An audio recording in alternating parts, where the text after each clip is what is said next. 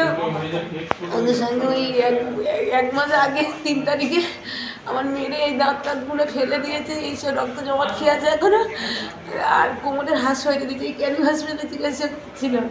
এবার বলে জানে আমি কেস করেছি, কিন্তু আমার তো টাকা পয়সা নেই, আমি কেস করছি না, করিও নি। এবার আমি ফাঁকেও বেরোই না। আজকে নীলের মাঠে মানে একটু খাবার আনতে যাচ্ছিল, আমার ধরে 3-4 জনের আমি চিনি না। আমার মেয়ের মধ্যে মেয়ে তোকে মেরে দেবো, মেরে দে, জেল কাটবো, 1 মাস তো জেল কাটবো, তোর মেরে দে, জেল কাটবো, তুই এখানে চলে যাবে, নাহলে মারার কারণটা কি? মারার কারণ মেয়ে হয়েছে, ওরা মেরে দেবে না। মানে মেয়ে হয়েছে সেই জন্য মেনে নিচ্ছে না? হ্যাঁ। বাড়ি কোথায়? বাড়ি ওই ট্যাংরাখালি, ইয়ে রামপদর মোড়ে, ওখানে শ্বশুর থাকে। এবারে ওখানে? হ্যাঁ, ট্যাংরাখালি রামপদ মোড়ে ওখানে বাড়ি? হ্যাঁ। স্বামীর নাম কি? দিব্যেন্দু হালদার। মেরেছে কারা আজকে?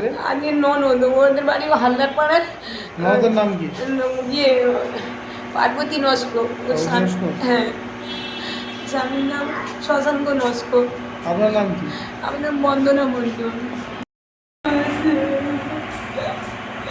আমার মুশকিল পয়সা